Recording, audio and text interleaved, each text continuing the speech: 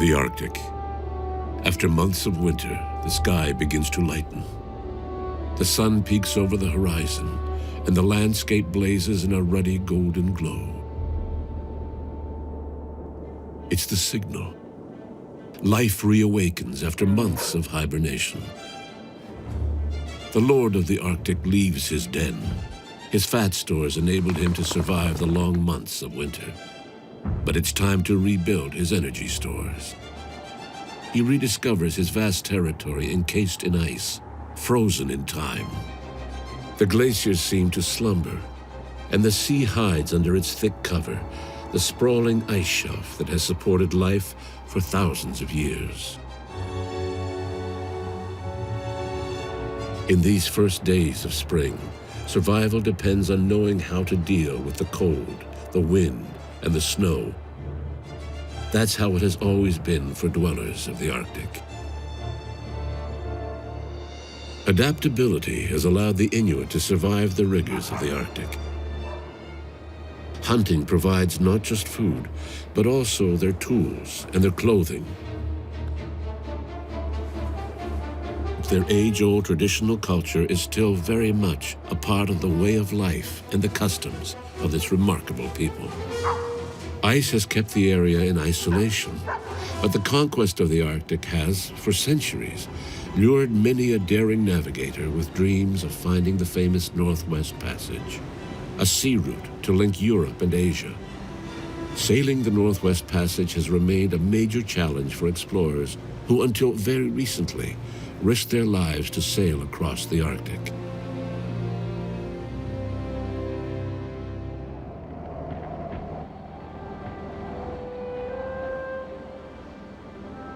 In 2002, the oceanographic schooner Sedna IV set off to conquer the legendary passage.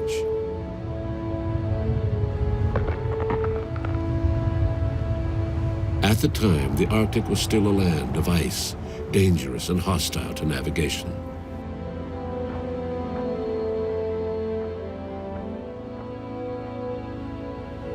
Scientists were already sounding the alarm about accelerating climate change that was threatening some of the Arctic's iconic species who depend on the ice for survival.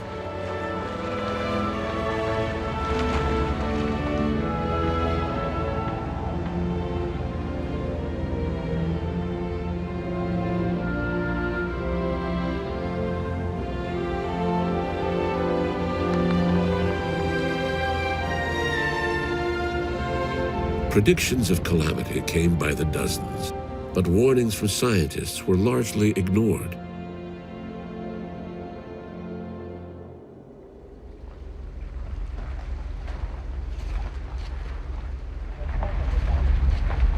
Scientists are increasingly worried about the consequences of climate change for Arctic wildlife. An expedition to observe the effects of global warming at the floe edge gets underway. So we're on the beach now. We're just about to go into the sea ice, the frozen ocean. We're going to be taking 3 sleds, 2 people per sled, and we're going to head due east across the frozen ocean out towards the floe edge. So it's the David Reed knows the sea ice well. Every spring, he joins the Inuit of the village of Pont Inlet to document changes observed over recent decades. The mission leader of the schooner Sedna IV, Jean Lemire, is also familiar with the Arctic. His many expeditions have documented the devastating effect of climate change all over the planet.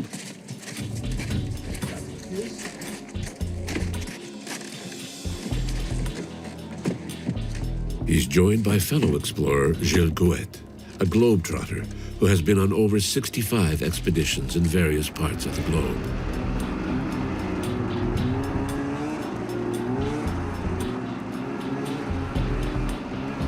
It'll take several hours for the expedition to reach the floe edge. The frozen ocean is a highway for snowmobiles towing hamutiks, the Inuit sled adapted for the ice and loaded with heavy equipment. The ice anywhere in the Arctic is important, but particularly I think for those that live here and depend on the land for food, sustainable harvesting, hunting. if you can imagine the Trans-Canada, you take it for granted that you can go on a highway and you can travel to visit friends and family. The ice is that to the Inuit. It's their means to travel, it's their means to hunt. It's an extension of the land for so much of the year. Yes, some travel is on terra firma, but what's unique about the Arctic is that for this chunk of the year, the water becomes land.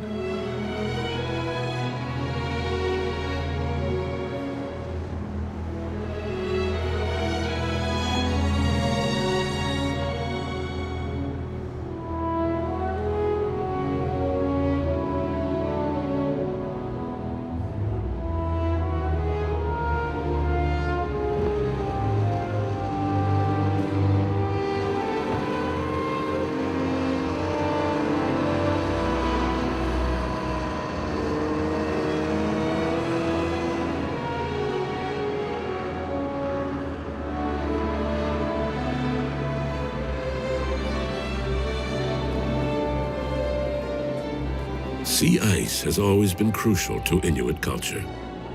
Nomadic families had no choice but to pack up their temporary camps to follow the seals, their main food source in winter.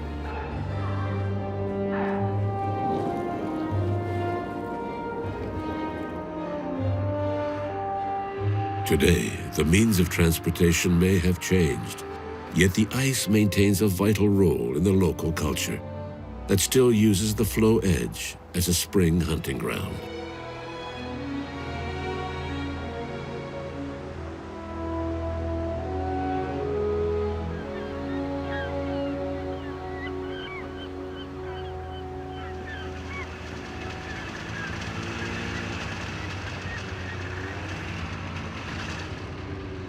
It's a serious playground.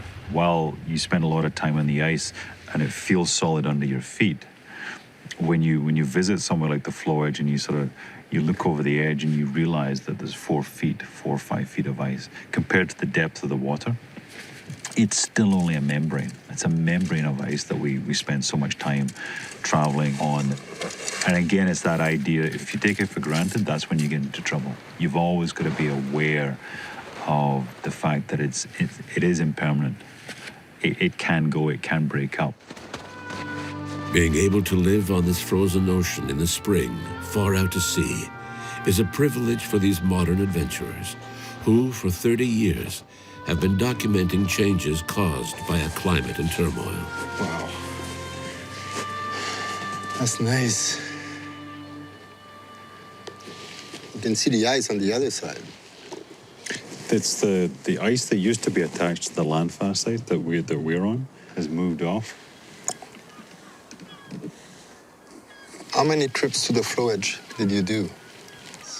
Since the beginning? Yes. Oh my goodness. 60? 60? 70? And usual, when did you come to the floe edge? The first time? I think the first time was in 1987. It was in June, late June. It was still pretty good on the ice. And we came back probably between the 15th and the 17th of July. The ice was still strong enough to be able to walk and safely. I don't think it would be possible today to do that. No, and for the last few years, it's rare that anybody's out here, at least on the ice, past July the 1st. Yeah. Rising temperatures, observed in recent decades, have a direct effect on the ice shelf. Spring comes earlier every year, and fall comes later. This has a direct effect on the traditional activities of the Inuit. And in the early 90s, it was always a bit of a challenge to go kayaking in early October, even late September. I remember clearly there were occasions where the end of August, beginning of September, there was ice in the puddles. And if I was able to go kayaking in early October, I would come back caked in ice, and the paddle would be dripping with ice, and there'd be icicles on the kayak. Now, I would say, you can easily go kayaking well into October. Milder autumns delay the formation of the ice shelf. The spring thaw is also much earlier, which reduces the period of deep cold in the winter. Over the last 40 winters, the average thickness of the sea ice has been reduced by nearly a meter.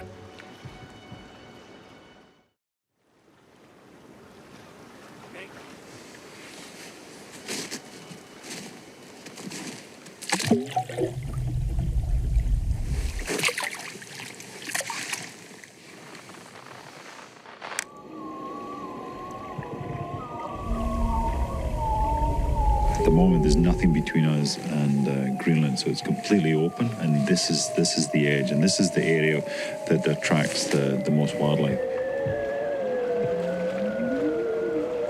But with the use of a hydrophone and attached speaker, we can actually listen to what's going on underneath the surface.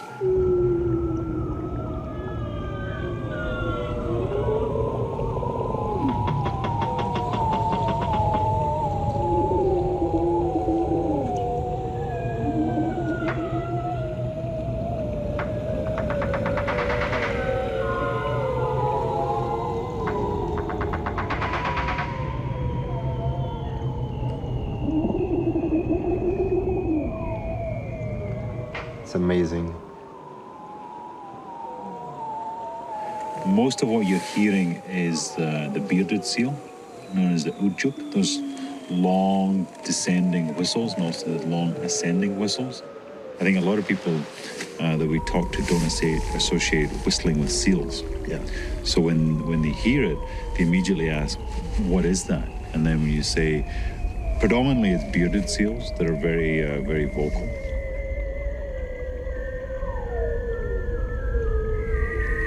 It's interesting to watch sometimes the local hunters who are out here hunting seals. They know these animals so well. They eat them, they wear them, they hunt them year round. But in some cases, they've never ever heard them. So the relationship with this animal, it's a very intimate relationship.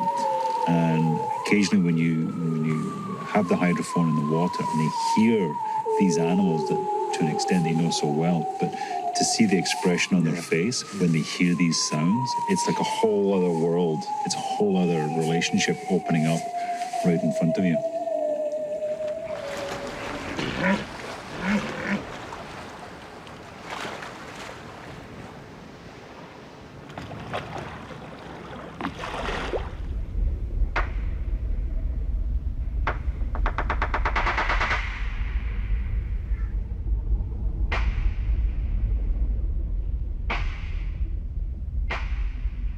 The one sound that's particularly noticeable if it's in the area is a walrus. Again, you get a sense of what's above and what's below. So if you don't see any seals around, that's a possible indication that there's walrus around.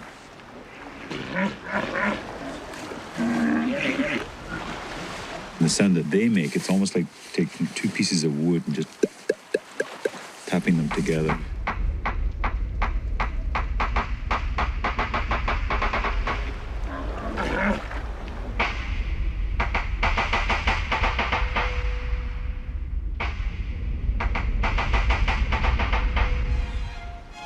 The polar bear is still hungry. He sets off hunting again, causing quite a disturbance. Everyone has to stay alert because the big predator is surprisingly stealthy despite his size.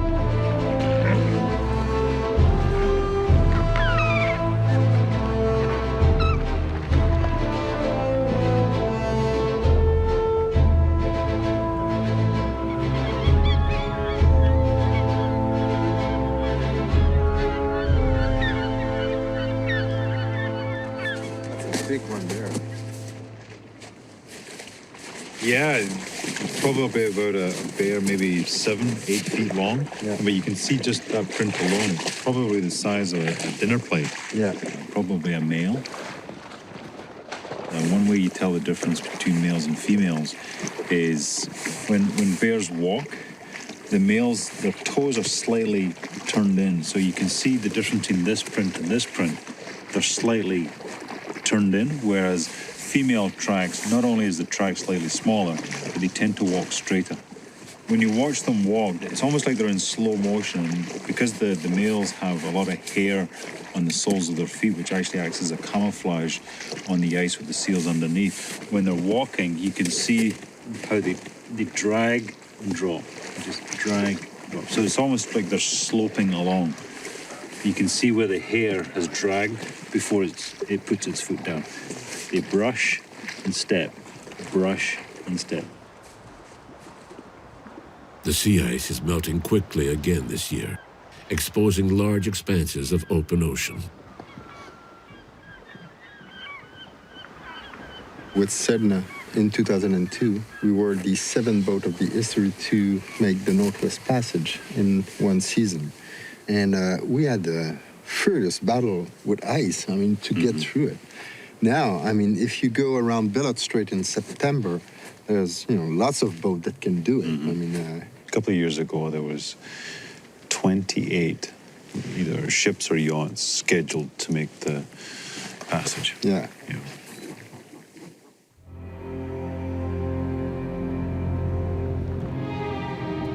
In 2002, while attempting the Northwest Passage, Sedna 4 is blocked, stuck in shifting sheets of ice that endanger the big schooner.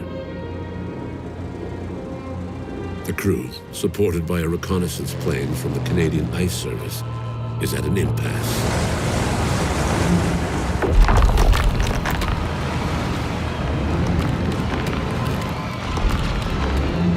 These are precisely the conditions they wanted to avoid.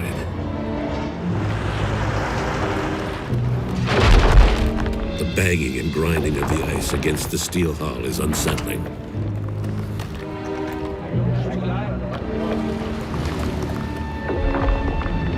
Finally, an opening. After hours searching for small leads, Sedna is able to break free of the ice. She becomes the seventh sailing ship in history to navigate the Northwest Passage in a single season without an icebreaker to assist.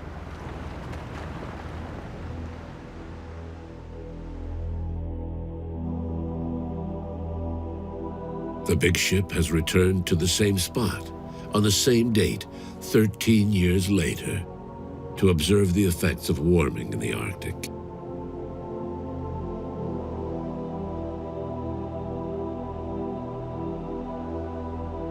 The difference is overwhelming.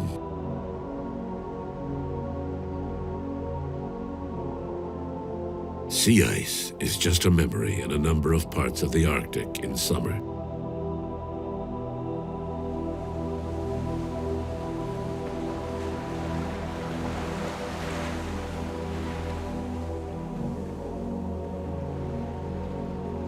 And it's not just the sea ice that has been affected by warming. The glaciers have shrunk dramatically, and their rapid melting creates torrents of fresh water that pours into the sea.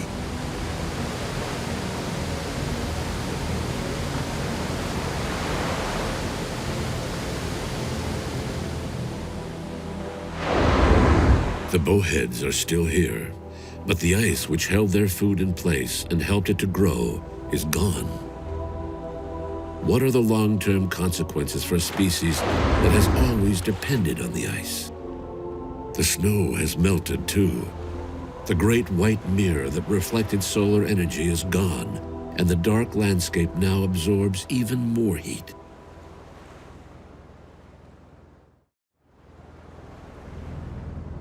Sedna can reach unexplored territories which were inaccessible in the past.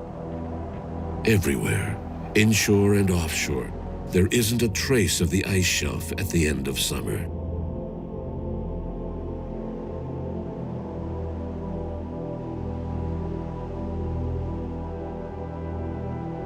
Icebergs float in open water, transient vestiges of the great glaciers shrinking rapidly in this unaccustomed heat. Colossal slabs of ice remind us that the polar cap is also starting to break up, far to the north in the high Arctic, where no one imagined global warming having an effect. They drift down here like monuments commemorating a very recent past. Other icebergs come directly from Greenland, another polar region affected by climate change. The accelerating disappearance of sea ice is opening the way for shipping. More and more ships are coming north for resource development or simply to visit this little-known part of the world. But another worry has reared its head: natural resource extraction in the Arctic. The newly accessible region is a magnet for mining companies who would like to transport raw materials by sea. One of the world's largest deposits of iron ore has been found in a place called Mary River, which is about 100 kilometers southwest of a pond. To provide the smelters with a consistent year-round supply of iron ore, that would necessitate breaking the ice. At the moment, they're talking about utilizing the 2.5, 3 months of open water, which is obviously a lot easier to navigate, et cetera, et cetera. But in order to satisfy that demand, they want to push that to a 10-month shipping season. So does that impact the ability to travel on the ice? Yes, it does. There's no question about it. If all of a sudden there's let's say 100-foot wide lead in the ice, well, there's no way you can cross that. So the effect that the potential shipping has is that hunters will no longer be able to travel to and harvest in the areas that they traditionally did. The mine site is located near the narwhal's breeding grounds. Bad news for a species that uses sounds and vocalizations to maintain the social structure in groups. Narwhals themselves tend to be quite a shy species. They're quite a skittish whale. And indications are that they would initially leave the area if the shipping was allowed to proceed.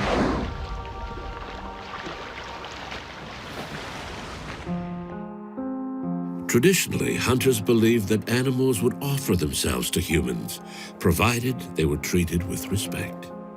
Respect for their prey and the environment are at the root of Inuit traditions.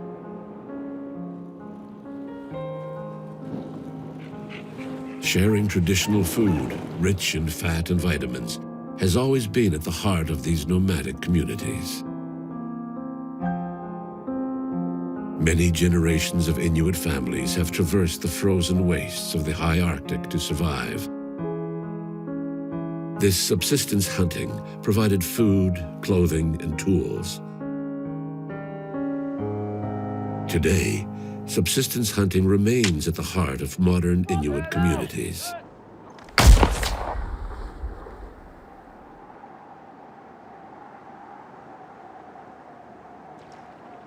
Not that long ago, this was the grocery store. So you can imagine what a celebratory feel it would be to get through that long, dark winter. And then not only the arrival of the warmer weather, but also the arrival of the animals, whether it be the polar bears, the seals, the whales, the snow geese. These animals, in many cases, are plentiful.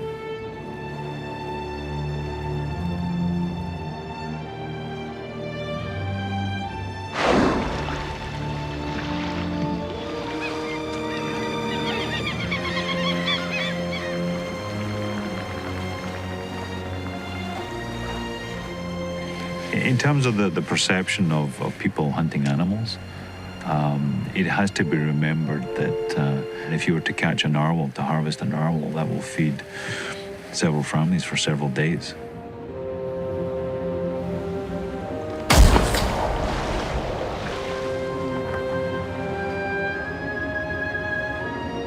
The floe edge remains a spring gathering place for all the wildlife in the Arctic.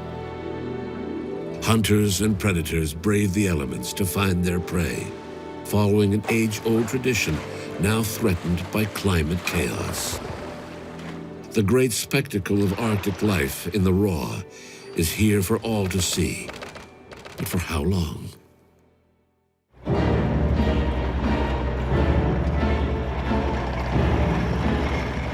While subsistence hunting is a major activity for Inuit communities, it is strictly regulated. Caps on the number of animals taken allow communities to continue a 1,000-year-old tradition while protecting the herds. This bowhead whale, hunted off the village of Point Barrow, Alaska, will be cut up and shared with every member of the community, as tradition dictates.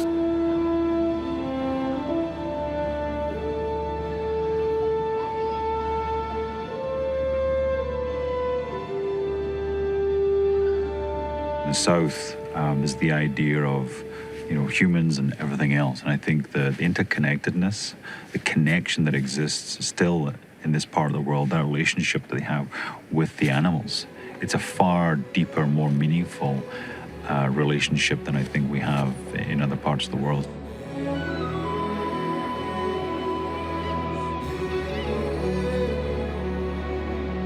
At the floe edge, a narwhal has just been killed and hauled up on the ice. They are hunted primarily for their muktuk.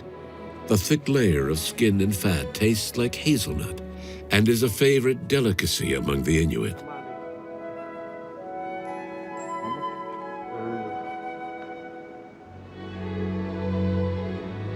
Scientists have determined that traditional Inuit hunting of narwhals for subsistence poses no danger to the conservation of the species.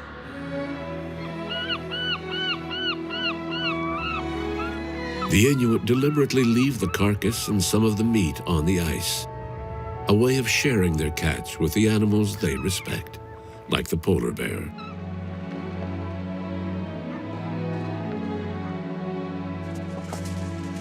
Narwhal.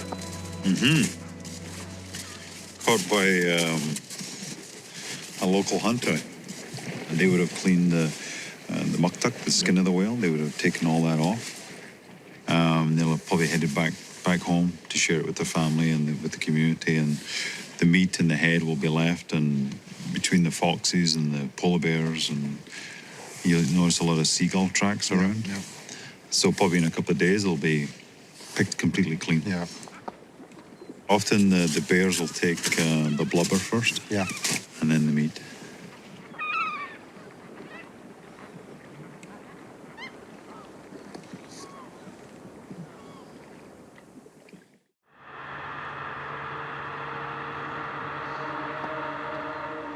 On average, one attack in every 20 will result in a kill for a bear. With the rapid shrinking of the ice shelf, polar bears are struggling to find enough food to survive. The smell of the carcass, a welcome offering from the hunters, gratefully accepted. And they have nothing to fear at this time of year. It's not bear hunting season, and the Inuit focus on other prey. Tonight, there's fresh meat on the menu for some, and muktuk for others. One creature's sacrifice help ensure the survival of others.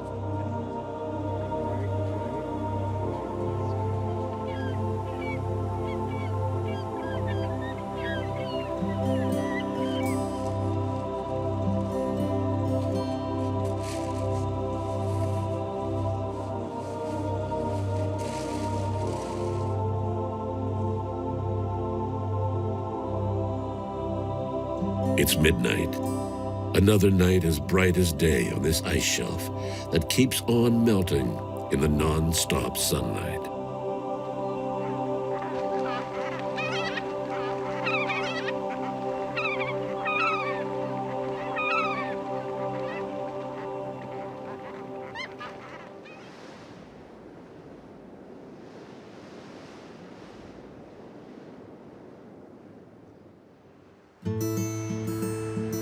The breakup was early again this year. In less than 40 days, it all disappeared. The sea ice is gone, and Sedna-4 can now explore areas that used to be hard to get to. Some bays that were completely ice-covered are now open for exploration. The huge rise in mean temperature has transformed these northern vistas forever. The crew can see with their own eyes the dramatic retreat of the glaciers.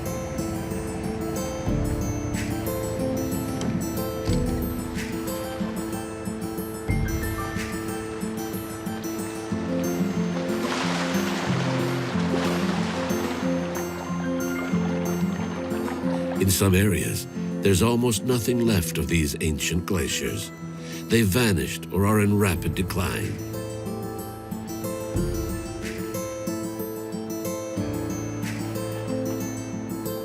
The great spectacle of nature is increasingly threatened. Between Sedna-4's first trip to the Arctic less than 15 years ago and now, the changes to the landscape are striking. Images from that first expedition are records of another era. The Arctic is transforming rapidly, perhaps too rapidly. Many glaciers no longer reach the sea. The major retreat of the glaciers, long predicted by scientists, is real and visible today.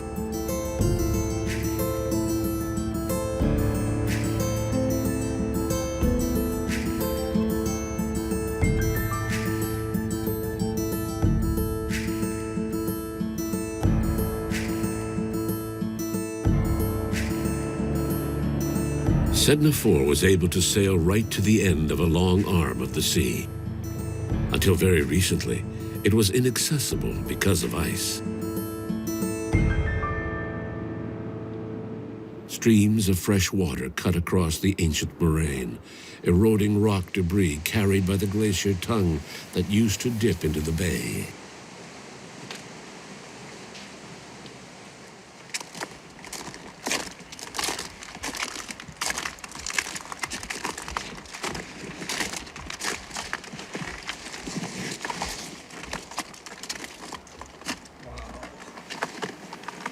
Not bad, huh? Fabulous. Starting at the top, you see all the runoff water that collects, because if you look here, it's all surface runoff. The runoff water under the glacier is what allows the glacier to advance. As you can see with the slope, the water runs faster and gets deeper. It must be just a trickle at the top. It's important to understand that in the Arctic, there's very little precipitation. And what forms a glacier is the accumulation of snow that's been tamped down. With hardly any precipitation in the Arctic, as it warms up, the balance will be thrown off. There won't be enough new snow to replace all the snow and ice that's melting. And that's why the glacier will slowly disappear, like most of the glaciers here, because the temperature is already too high. Global warming projections give an average temperature rise for the whole planet of 2 degrees. Some say 4 or 5 degrees, but that's an average. For the northern regions, for places like this, it will be more like a rise of 7, 8, even 9 degrees Celsius. With that kind of increase, these glaciers don't stand a chance. This landscape has been part of Inuit culture forever. It has always been part of their house, their territory. And it's changing at an incredible rate of speed.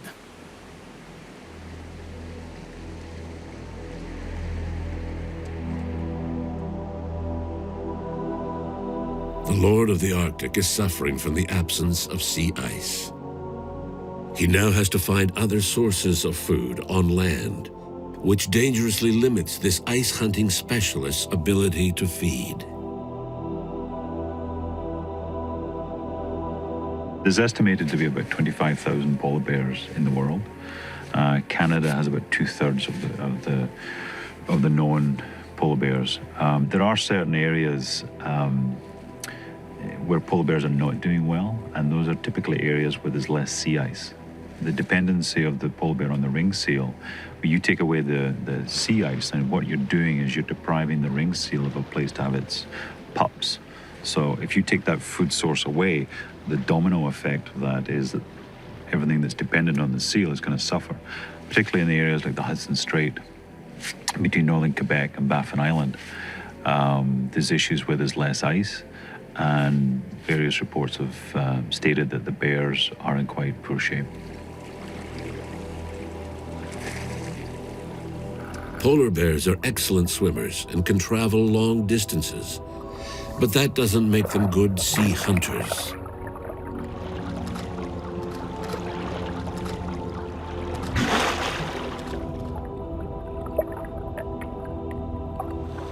It's almost autumn, and he is hungry. He must find food soon or he won't survive.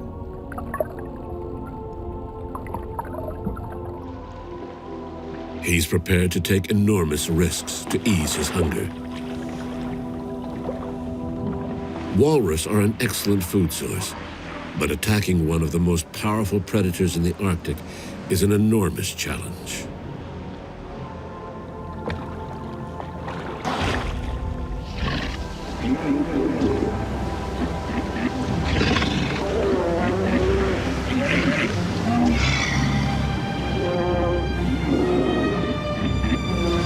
The bear needs to be careful. Walrus tusks can prove fatal. In the confusion caused by the surprise attack, a young walrus is left alone. Its mother tries to climb back to help her pup, but the bear won't give up his prize easily. With all his strength, he tips over the female, who weighs more than 1,000 kilos. This rare attack on such a large predator was a risky move, but for our bear, it was well worth it.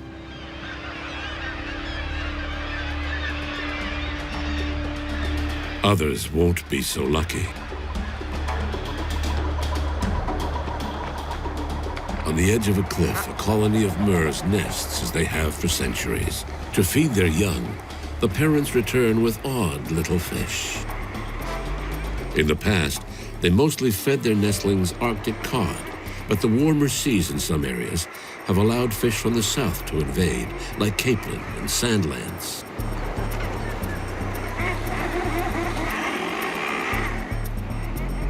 The edge of the Arctic is creeping northward, endangering wildlife that specialize in ice.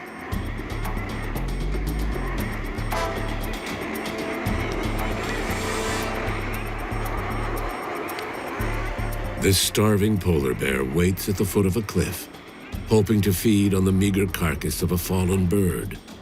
But no such luck. Like many others, he takes to the sea in search of whatever food he can find.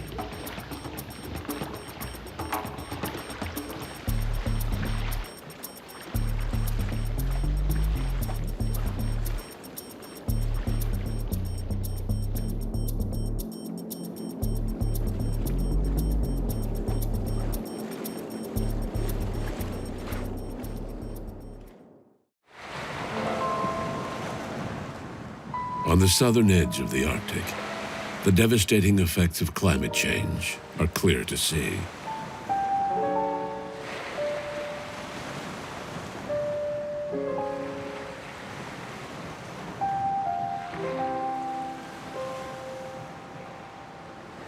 This polar bear couldn't find the food he needed to survive.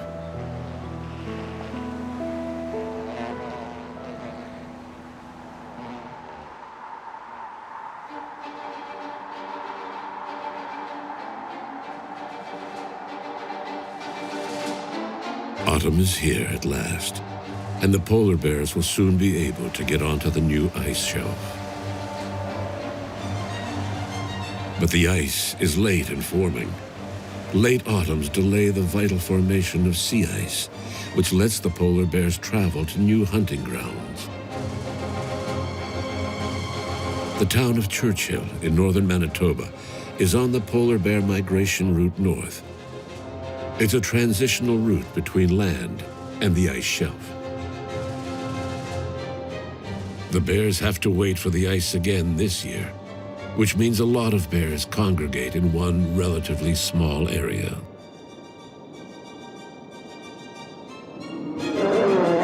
confrontation is inevitable. Hunger drives some of them to the shore in search of seaweed, anything to fill an empty stomach. But the largest carnivore in the Arctic can't manage on so little food.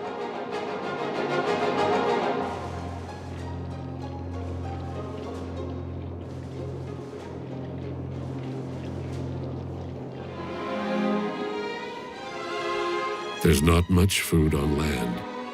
These bears normally keep well away from humans, yet some venture ever closer to the town. Over the years, residents of Churchill have learned to live with polar bears close to their homes.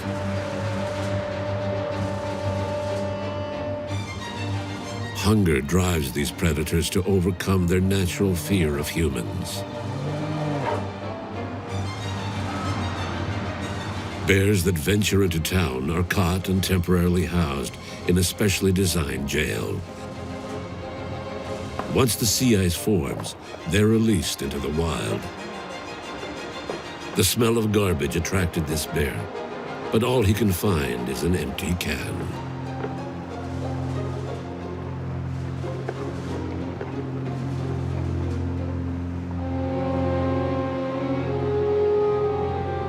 The first signs of ice appear, but it'll be a while before the bears can leave solid ground.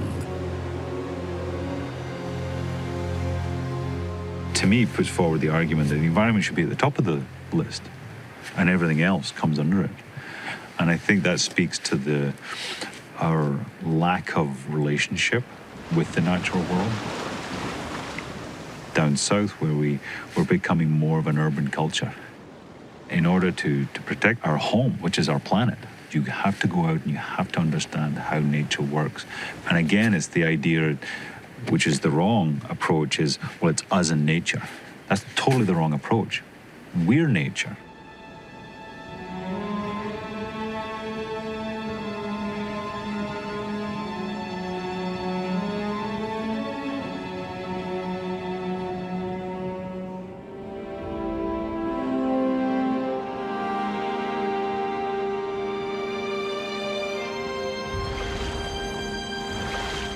The first signs of a developing ice shelf can barely support the weight of this impatient fellow. But he ventures out, desperate to find solid ice that will allow him to hunt again.